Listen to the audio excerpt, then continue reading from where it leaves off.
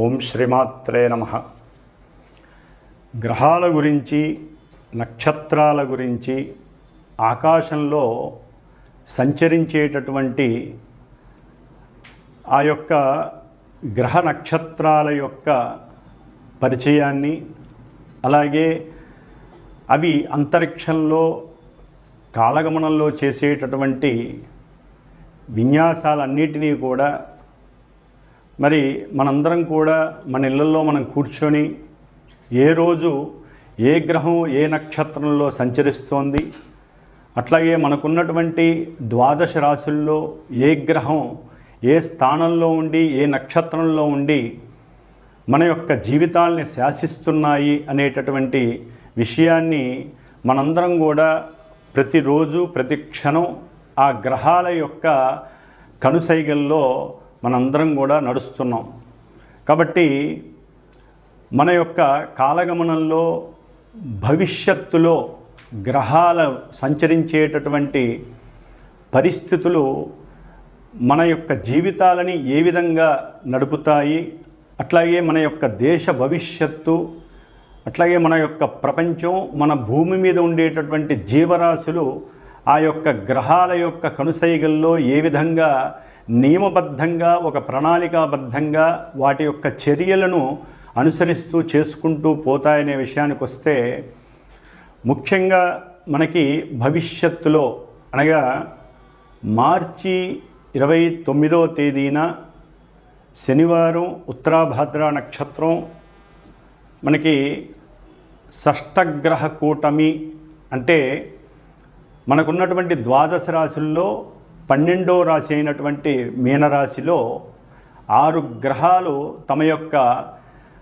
గమనాలను అక్కడ చక్కగా విహరిస్తూ వారు చేసేటటువంటి విన్యాసాలు మన దేశం మీద, మన యొక్క రాశుల యొక్క ప్రభావం మీద, మనందరి మీద ఏ విధంగా ఉండబోతుంది అనేటటువంటి విషయాన్ని కనుక మనం తెలుసుకున్నట్లయితే ఆహ్లాదంగా, ఆనందంగా, చాలా విచిత్రంగా ఉండబోయేటటువంటి పరిస్థితులు కనిపిస్తున్నాయి. ఏదేమైనప్పటికీ కూడా చాలామంది ఈ గ్రహాల గురించి, నక్షత్రాల గురించి మాట్లాడితే వాటిని నమ్మకుండా అవహేళన చేస్తూ ఈ యొక్క శాస్త్రాన్ని, జ్యోతిష శాస్త్రాన్ని ఎన్నో విధాలుగా పరిహాసం చేస్తూ ఉండేటటువంటి అవకాశాలు ఉన్నాయి. కానీ సూర్యచంద్రులు ఎంత నిజమో, మన యొక్క తల్లిదండ్రులు ఎంత నిజమో, ఈ గ్రహాలు, గ్రహ విశ్లేషణ, గ్రహాల గురించి, నక్షత్రాల గురించి ఆ శాస్త్రాన్ని రచించినటువంటి యోగులు, ఋషులు ఎంత నిజమో, మరి అవన్నీ కూడా అవపోసన బట్టి చదివి ఎంతోమందికి, కొన్ని లక్షల మందికి, కోట్ల మందికి ఆత్మస్థైర్యాన్ని, అట్లాగే బలాన్ని, నమ్మకాన్ని ప్రబోధిస్తూ జ్యోతిష్య శాస్త్ర పండితులు ఎంతగానో వారు కష్టపడి శ్రమించి ప్రతినిత్యము కూడా ఈ యొక్క ప్రసార మాధ్యమాల ద్వారా గ్రహాల యొక్క సిస్టమ్ గురించి అందరికీ తెలియజేస్తున్నారు.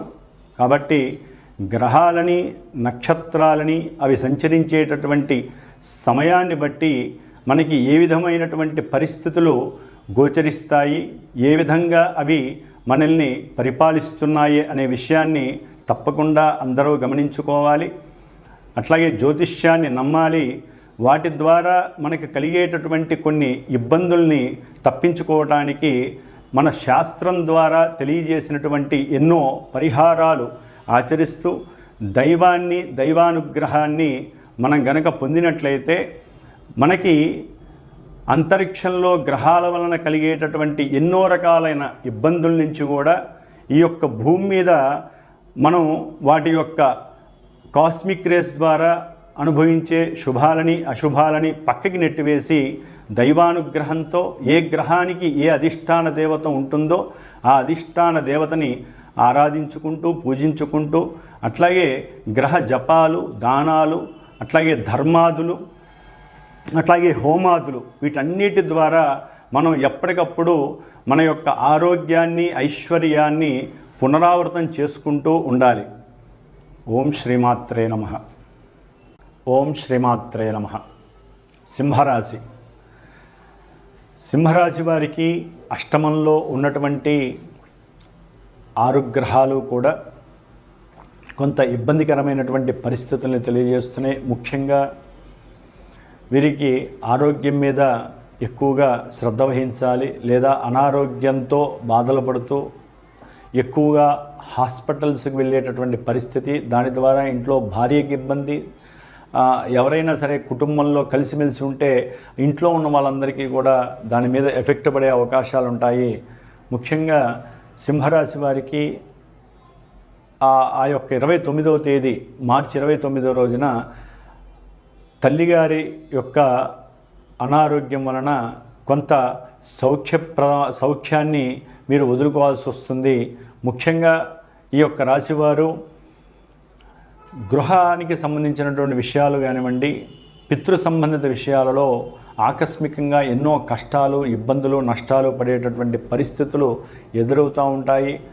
అట్లాగే ఏదైనా పోటీ పరీక్షలు, ముఖ్యంగా విద్యార్థులు ఏదైనా పోటీ పరీక్షలు రాసి దాంట్లో విజయాన్ని సాధించాలని అనుకుంటారు. ముఖ్యంగా ఉన్నతమైనటువంటి విద్యల యందు వీరు పోటీ పరీక్షల్లో రాసే సమయంలో తలకాయ నొప్పి రావటం, లేకపోతే దానికి సంబంధించినటువంటి సమస్యలు ఎదుర్కోవటం, ఇలా ఎన్నో జరిగే అవకాశాలు ఉంటాయి. దాని ద్వారా వారు తమ యొక్క ధైర్యాన్ని హోప్లెస్ చేసేటటువంటి పరిస్థితి కలుగుతుంది. అట్లాగే వారికి ఉన్నటువంటి నాలెడ్జ్ కూడా మరుగున పడే అవకాశం ఉంటుంది. కాబట్టి వీరు సూర్యారాధన తప్పనిసరిగా చేసుకోవాలి. సింహరాశి వారు ఆ నెలల్లా కూడా ఆదిత్య హృదయాన్ని తప్పకుండా చదువుకోవాలి. సూర్యగ్రహ స్తోత్రాన్ని రోజు 60 సార్లన్నా చదువుకోవాలి. సూర్య భగవానుడిని చూసి మొక్కుకోవాలి. ప్రాణాయామం చేయటం ద్వారా, యోగా చేయటం ద్వారా వీరు చక్కటి ఆరోగ్యాన్ని పొందగలిగితే మనసు కూడా ప్రశాంతంగా ఉంటుంది. అట్లాగే ఈ యొక్క ఉన్నతమైనటువంటి వృత్తి ఉద్యోగాల ద్వారా ఎవరైనా విదేశాలకు వెళ్ళాలనుకుంటే ఇది కొంత ఇబ్బంది పెడుతున్నప్పటికీ ఆర్థిక పరంగా కానివ్వండి, లేకపోతే కొన్ని ఇబ్బందికరమైనటువంటి పరిస్థితులు ఎదురైనా కూడా బ్యాంకుల ద్వారా వీరు కొంత ధనాన్ని వెచ్చించి విదేశాలకు వెళ్ళటానికి ప్రయత్నం చేస్తారు. ఎవరైతే వృత్తి ఉద్యోగాల్లో ఉన్నటువంటి వారి యొక్క కోరిక మీద. కాబట్టి అక్కడ కొంచెం సమస్యలు కూడా ఎదురే అవకాశం ఉంటుంది. మొత్తం మీద ఏదైనప్పటికీ కూడా వీరు ధనపరంగా నష్టపోతారు, కొంత సౌఖ్యపరంగా నష్టపోయే అవకాశం ఉంటుంది. ముఖ్యంగా ఏదైతే అంతకుముందు నుంచి అమ్మాలి అనుకుంటారో అది బంగారపు వస్తువులు కావచ్చు, లేకపోతే వెహికల్స్ వాహన పరంగా కావచ్చు, గృహ విషయాల్లో కావచ్చు, అమ్మి సరైనటువంటి లాభం వస్తే కొంత అప్పులు తీర్చుకోవాలి అనుకుంటారు. కానీ అది జరిగే అవకాశం చాలా తక్కువగా ఉంటుంది. కానీ సూర్యారాధన చేసుకోవటం ద్వారా, లేకపోతే అష్టమంలో ఉన్నటువంటి ఆ 8 గ్రహాలకు సంబంధించినటువంటి దాన ధర్మాదులు చేయటం ద్వారా, లేదా ఆ గ్రహాలకి సంబంధించినటువంటి ప్రదక్షిణాలు, ఆ స్తోత్రాలు చదవటం ద్వారా, గురువులని ఆరాధించడం ద్వారా వీరు కర్మ పరిపక్వతను పొందటానికి ఎక్కువగా అవకాశాలు ఉంటాయి. ఏదైనా సూర్యగ్రహానికి సంబంధించినటువంటి అనుకూలత వీరికి తక్కువగా ఉందనే చెప్పాలి. ముఖ్యంగా తండ్రి కొడుకుల మధ్య అస్తవ్యస్త పరిస్థితులు ఎదురయ్యే అవకాశాలు ఉంటాయి. వారి మధ్య గ్యాప్ పెరిగే అవకాశం ఉంటుంది. కాబట్టి తస్మాత్ కొంత జాగ్రత్తగా ఉండండి. తండ్రి కొడుకులు అన్యోన్యంగా ఉండటానికి సరైనటువంటి వాక్ సంభాషణ చేసుకోండి. వాగ్వాదం చేసుకోవడం ద్వారా ఇంట్లో స్త్రీలు కూడా ఇబ్బంది పడేటటువంటి పరిస్థితులు ఎదురయ్యే అవకాశం ఉంటుంది. ముఖ్యంగా వ్యాపారస్తులతో తగు జాగ్రత్త వహించండి. అప్పులు ఇచ్చిన వారు ఎన్నో ఇబ్బందులు పెట్టే అవకాశం ఉంటుంది. ఒకవేళ మీరు ఎవరికైనా అప్పిచ్చుంటే అది వచ్చే పరిస్థితి కూడా దొరికే అవకాశం తక్కువగా ఉంటుంది. కాబట్టి కాస్త జాగ్రత్తగా దైవారాధన చేసుకొని మీకు ఉన్నటువంటి సమస్యలని వదులుకోవాలి, అట్లాగే సమస్యల నుండి తప్పించుకోవాలని మీరు కోరుకొని దైవారాధన చేయవలసింది. ఓం శ్రీమాత్రే నమః. మరి ఈ 29వ తేదీన మార్చి 29వ తేదీ 2025వ సంవత్సరంలో అమావాస్య రోజు మీనరాశిలో సంచరించేటటువంటి సూర్యుడు, చంద్రుడు, బుధుడు, శుక్రుడు, శని, రాహువు, ఈ 6 గ్రహాలు, వాటిల్లో మిత్రగ్రహాలు అట్లాగే శత్రుగ్రహాలు రెండూ కూడా కలిపి ఆ యొక్క మీనరాశిని ప్రభావితం చేస్తాయి. మరి మీనరాశి మనకున్నటువంటి ద్వాదశ రాశుల్లో చాలా పరిపూర్ణమైనటువంటి జల సంబంధిత రాశి, ఆకాశతత్వపు రాశి. దానికి అధిష్టాన దేవత అయినటువంటి గురుడు మహోన్నతుడు, అట్లాగే దేవతలకి గురువు కాబట్టి మరి ఆయన యొక్క 12వ రాశి ఒక రకంగా చెప్పాలంటే మన యొక్క ఆరోగ్యం 1వ రాశిని సూచిస్తే అనారోగ్యము, అట్లాగే మన యొక్క లక్షణాలు 1వ రాశిని సూచిస్తే అవలక్షణాలు 12వ రాశిని సూచిస్తాయి. మరి అలాంటి 12వ రాశిలో ఆత్మకారకుడు, ఉద్యోగకారకుడు అయినటువంటి సూర్యమహానుభావుడు, మనస్సుకు సంబంధించినటువంటి పరిపూర్ణమైన ప్రతి మనిషికి కావలసినటువంటి సౌఖ్యాన్ని కూడగట్టి ఇచ్చేటటువంటి చంద్రుడు, అంటే మానసిక స్వభావ లక్షణాలు పెంపొందించేటటువంటి చంద్రుడు, అట్లాగే బుధుడు, వీరు వక్రించి ఉన్నారు. బుధుడు శుక్రుడు ఇరువురు కూడా మిత్రులై వక్రించి ఉండటం, అట్లాగే శనీశ్వరుడు రాహువు, వీరిరువురు కూడా మిత్రులు. వీరు అంటే బుధ శుక్ర శని రాహువులు మిత్రవర్గానికి సంబంధించినటువంటి వారే. మీనరాశిలో 12వ రాశిలో పాపగ్రహ యుతంగా వీరు ఉంటూ, అట్లాగే రవి చంద్రుడు బుధుడు శుక్రుడు ఈ 4 గ్రహాలు కూడా కర్మకారకుడైనటువంటి కర్మ ప్రారబ్ధాలని మన కళ్ళ ముందు ఉంచి వాటిల్ని చక్కగా అనుభవింపజేసేటటువంటి శని నక్షత్రమైనటువంటి ఉత్తరాభాద్ర నక్షత్రంలో చక్కగా ఆసీనులై ఉన్నారు. కాబట్టి ఈ బుధుడు వక్రించి మీనరాశిలో నీచ స్థితిని పొందటం ద్వారా ఆయన శుక్రుడు ఉచ్చస్థిత శుక్రగ్రహంతో కలిసి చక్కగా నీచభంగ రాజయోగాన్ని పొంది, బుధుడు బుద్ధి వికాసాన్ని అట్లాగే తెలివితేటల్ని ప్రసాదించేటటువంటి బుధుడు చక్కటి రచన గ్రాహిక శక్తిని అట్లాగే మంచి ఉన్నత వాక్శక్తిని, ఆ వాక్కు ద్వారా తను విదేశాలలో ఉన్నతమైనటువంటి కీర్తి ప్రతిష్టలను పొందేటటువంటి పరిస్థితులను కూడా ఈ యొక్క మీనరాశిలో ఉన్నటువంటి బుధుడు ప్రసాదిస్తూ ఉంటాడు. అట్లాగే కర్మకారకుడైనటువంటి శని నక్షత్రంలో ఉండటం ద్వారా ఈ రవి అంటే ముఖ్యంగా అధికారానికి అధికారులకి కారకుడైనటువంటి రవి మిత్రరాశిలో ఉన్నప్పటికీ కూడా ఈ యొక్క శనితో మరియు రాహువుతో సంబంధం ఉండటం ద్వారా ఎన్నో రకాలైనటువంటి అధికార సంబంధిత విషయాలలో ఎన్నో రకాల ఇబ్బందులు, ముఖ్యంగా మనకి దేశాన్ని పరిపాలించేటటువంటి అట్లాగే ఇంటర్నేషనల్గా చూస్తే ప్రపంచాన్ని పరిపాలించేటటువంటి పెద్ద పెద్ద అధికారులు కావచ్చు, పెద్ద పెద్ద సంస్థలలో అంటే గవర్నమెంట్ వ్యవస్థలలో ఉన్నటువంటి పెద్ద పెద్ద అధికారులు కావచ్చు, లేకపోతే ఉన్నతాధికారులు కావచ్చు, ముఖ్యమంత్రి, ప్రధానమంత్రి లేదా ప్రపంచాన్ని ఏలేటటువంటి వారు ఎవరైనా సరే కొన్ని ఇబ్బందులు పడేటటువంటి అనాలోచిత ఆలోచనల ద్వారా, అట్లాగే వారు ఎన్నో రకాలైనటువంటి కొన్ని దేశానికి ప్రపంచానికి ఇబ్బందికరమైనటువంటి డెసిషన్స్ తీసుకోవడం ద్వారా, నిర్ణయాలు తీసుకోవడం ద్వారా వారి యొక్క కీర్తి చెడిపోవడానికి అవకాశం ఉంది, అపకీర్తి పాలయ్యే అవకాశాలు ఉన్నాయి. అట్లాగే ఈ యొక్క గ్రహాలన్నీ కూడా రాహుతో కలిసి ఉండటం ద్వారా మరి ఈ రవి చంద్ర బుధ శుక్ర శనిగ్రహాలు మొత్తం రాహు యొక్క వశీకరణమై రాహు ఇచ్చే ఫలితాలే ఇస్తారు.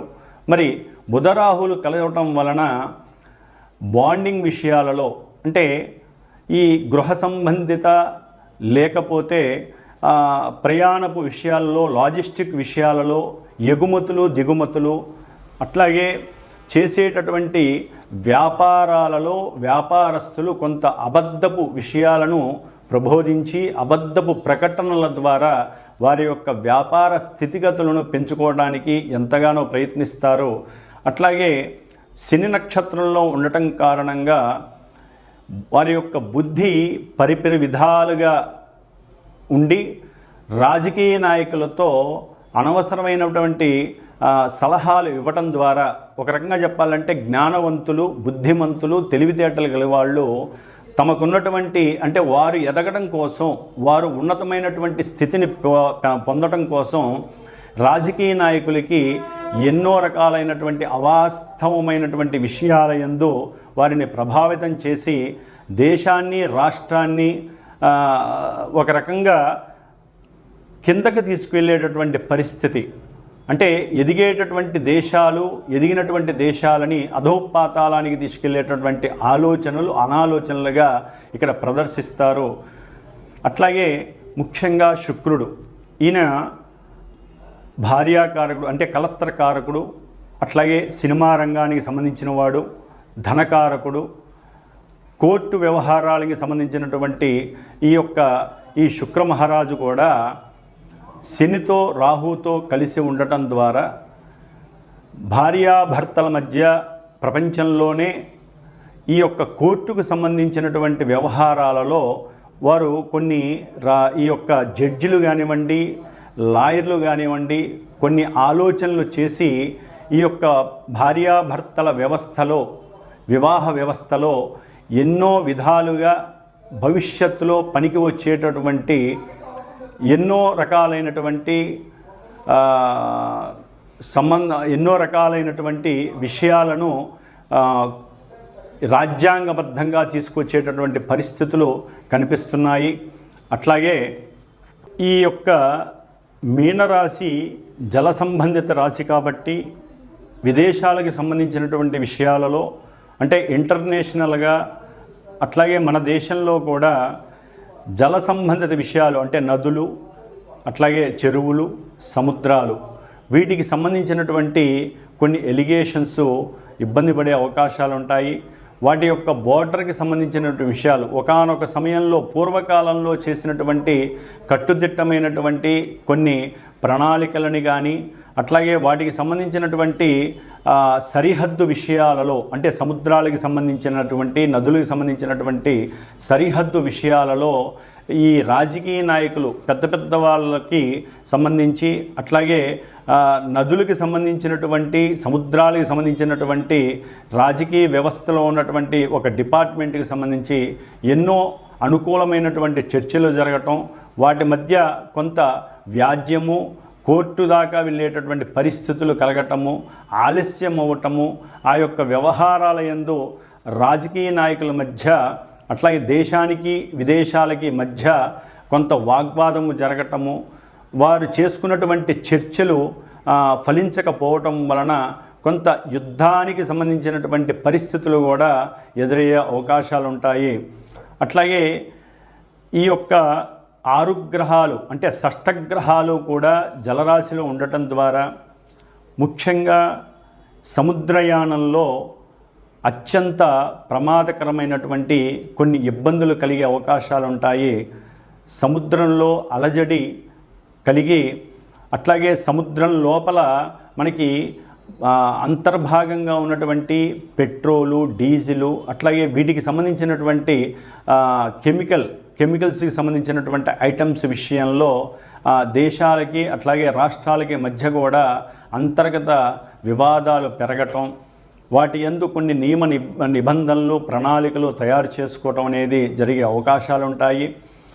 అట్లాగే మత్స్య కార్మికులకి సరైనటువంటి న్యాయం కోసం పోరాటాలు జరిగే అవకాశం ఉంటుంది.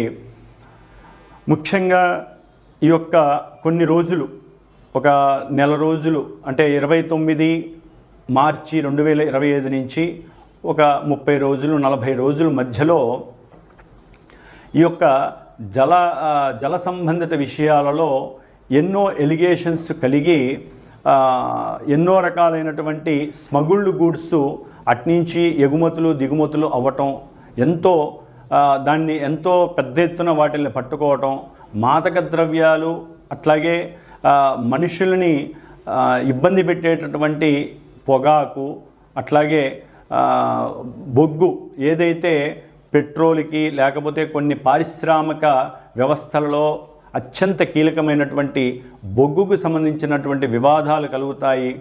సముద్రంలో పడవలు, స్టీమర్లు పెద్ద పెద్ద నౌకలు కొన్ని మునిగిపోయే అవకాశాలు ఉంటాయి.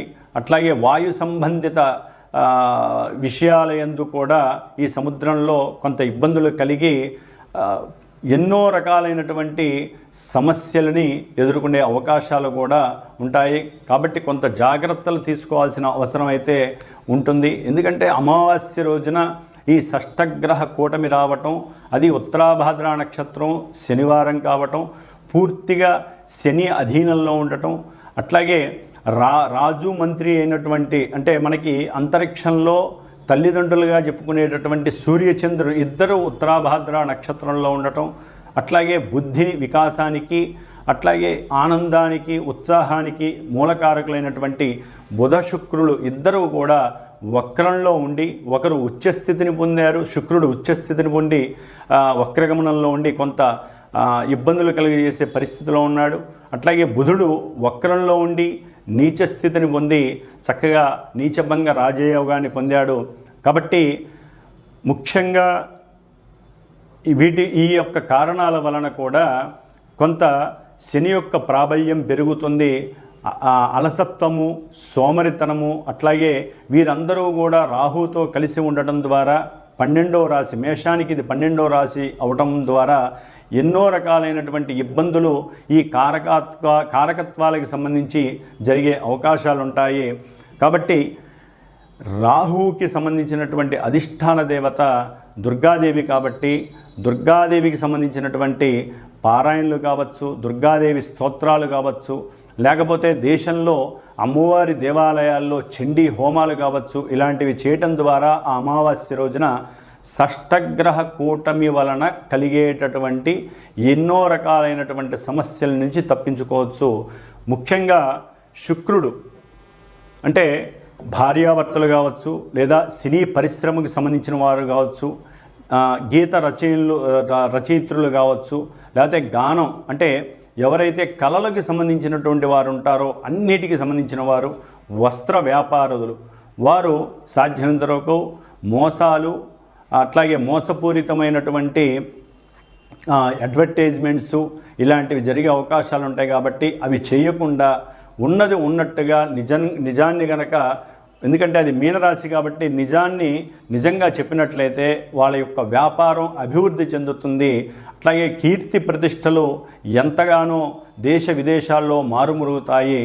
అట్లాగే ఈ యొక్క శుక్రరాహువులు బుధ శుక్ర రాహుల యొక్క మిశ్రమం వలన ఈ యొక్క ఎవరైతే సినిమా రంగంలో పెద్ద పెద్ద హీరోలు లేకపోతే పెద్ద పెద్ద డైరెక్టర్లు ఉన్నారో వారి మధ్య కొంత ఇబ్బందికరమైనటువంటి మాటలు చెలరేగటం, ఒకరి మీద ఒకరు సాడీలు చెప్పుకోవటం, ఒకరి యొక్క అంతర్గత విషయాలు ఒకళ్ళు బయటికి చెప్పుకోవడం ద్వారా సినిమా వ్యవస్థ మీద అంటే చిత్ర పరిశ్రమలో ఇదొక పెద్ద వివాదాస్పదమైనటువంటి పరిస్థితి చెలరేగే అవకాశం ఉంటుంది. కాబట్టి పెద్దవాళ్ళు కొంత బుద్ధిని, జ్ఞానాన్ని, తెలివితేటల్ని ప్రదర్శించి ఈ రాహు ఎవరైతే ఛాయాగ్రహం ఉన్నాడో రాహు యొక్క అనుసంధానంలో లేకుండా ఎవరికి వారే దైవాన్ని నమ్ముకొని దైవ ప్రార్థనతో వారి యొక్క మాటలని కట్టుదిట్టం చేసుకున్నట్లయితే చక్కగా ఈ యొక్క షష్టగ్రహ కూటమి నుండి వచ్చేటటువంటి అవాంతరాలని, ఇబ్బందులని, అనివార్య పరిస్థితుల్ని కూడా దాటేందుకు అవకాశం ఉంటుంది.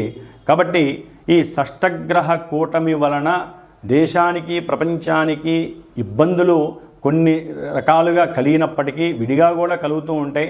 కాబట్టి అన్ని గ్రహాలు ఒక రాశిలో ఉండటం ద్వారా మిగతా రాశుల్లో కొన్ని ఖాళీలు ఉంటాయి. కాబట్టి ఆ ఖాళీగా ఉన్నటువంటి రాశుల యొక్క భావాలు దెబ్బతింటాయి.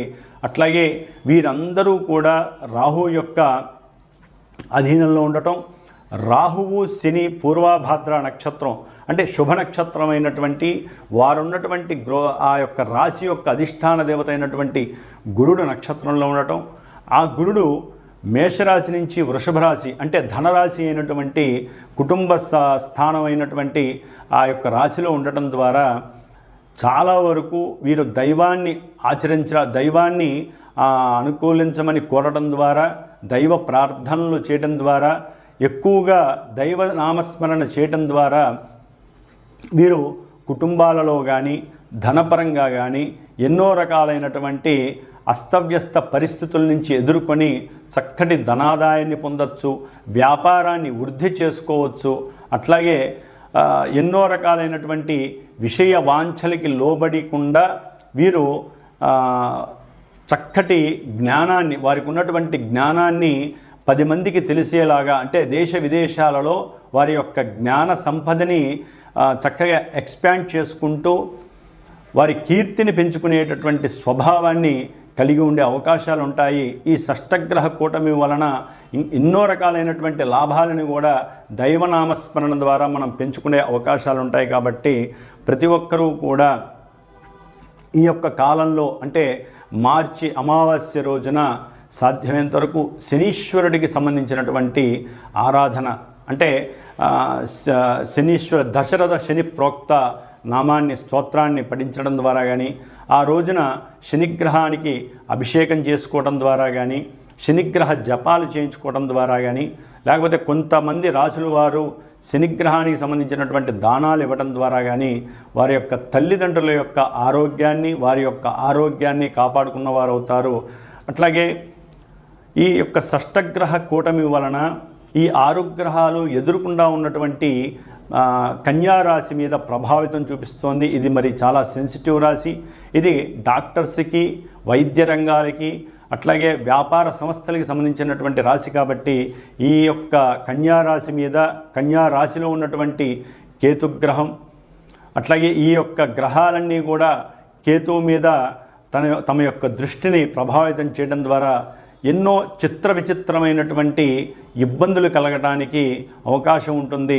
వైద్య రంగంలో విద్యార్థులు కానివ్వండి, వారి రాసేటటువంటి పోటీ పరీక్షల్లో కొంత అవకతవకలు జరిగి విద్యారంగం మీద చెడు పేరు రావటం కానివ్వండి జరగడానికి అవకాశం ఉంటుంది. కాబట్టి ఆ విషయంలో కూడా ముఖ్యంగా గవర్నమెంట్ ఉద్యోగస్తులు కొంచెం జాగ్రత్తగా ఉండాల్సిన అవసరం ఉంది.